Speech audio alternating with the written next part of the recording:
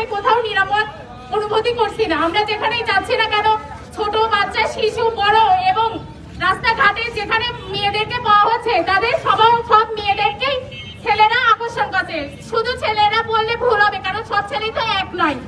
ধর্ষকরা তাদের দৃষ্টি আকর্ষণ করছে বেশি, তারা সবসময় শিশুদের উপর বেশি আকর্ষণ করছে, কারণ শিশুরা ছোট, তাদের কিছু বলার কোনো ক্ষমতা থাকে না, তারা কোনো প্রতিবাদে স্বর তুলতে পারে না। তাই আমার সবার কাছে আকুল অনুরোধ, যারা এরকম ধর্ষণ করে বেড়াচ্ছে তাদেরকে সবাইকে সর্বোচ্চ স্তরে শাস্তি দেওয়া এবং তাদেরকে মৃত্যুদণ্ড দেওয়া।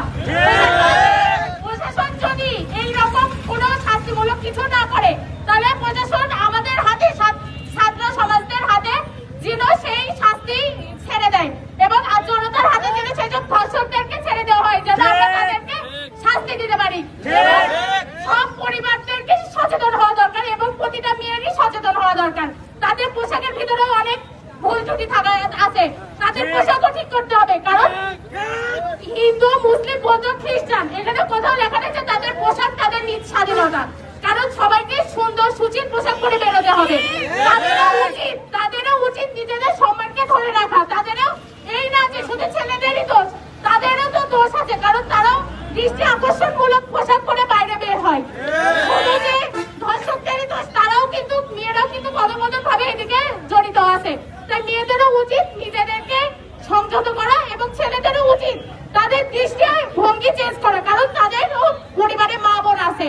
তাদেরও উচিত, তারা যে আজ রাস্তাঘাটে ধর্ষণ করে বেড়াচ্ছে, তাদের যে মা বোনদের পরবর্তীতে কেউ ধর্ষণ করবে না এমনও তো কোনো কথা নেই। তার জন্য প্রতিটা ছেলেদেরই নিজ নিজ জায়গা থেকে নিজেকে সংযত করা। যেমন এখানে অনেক ছেলে মিছিলে আসছে, তারাও হয়তো কোনো না কোনো মেয়েকে কোনো না কোনো সময় ইফটিজিং করেছে। ইফটিজিংও কিন্তু এক ধরনের ধর্ষণই বলা হয়। তাদেরও উচিত নিজের জায়গা থেকে নিজেদেরকে আগে পরিবর্তন করা। শুধু রাস্তায় নামলেই, শুধু মেয়েদের পাশে দাঁড়ালেই হবে না, তাদেরও নিজের জায়গা থেকে সংযত হতে হবে। শুধু মিছিলে এসে আমাদের মুখ দেখাতে হবে আমরা মিছিলে গিয়েছি, তোমাদের পাশে দাঁড়িয়েছি, তা না, তাদেরও সবসময় নিজেদের সংযত করে, পরিবর্তন করে নিজের মন মানসিকতা চেঞ্জ করতে হবে। তো আমার কাছে, সবার কাছে একটাই আকুল আবেদন, প্রতিটা থেকে অনেক বড় ভাই আছে, আমাদের টিচার আছে, সবার কাছে একটাই আবেদন যে তারা যেন আমাদের সবসময় পাশে থাকে এবং মেয়েদেরকে সম্মান করতে শেখে।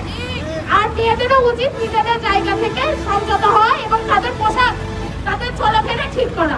আর কোনো জায়গায় কোনো অন্যায় হলে আমাদের সবাইকে আগে একা যেতে হবে। কথাই তো আছে যে কাছে মিলে করি কাজ, হারি যেতেই নাহিলাম, একজন তো কেউ প্রতিবাদ করতে পারবে না, তাই না? আমি যদি এখন যে এখানে একটা অন্যায়গুলো কাজ হয় যদি প্রতিবাদ করতে যাই, সবাই তো আমাকেই ভুল বুঝবে, যেহেতু যেখানে অন্যায় হবে সেখানে 10 জন যাওয়া উচিত। তাই বলি যে কঠোরতম শাস্তি চাই।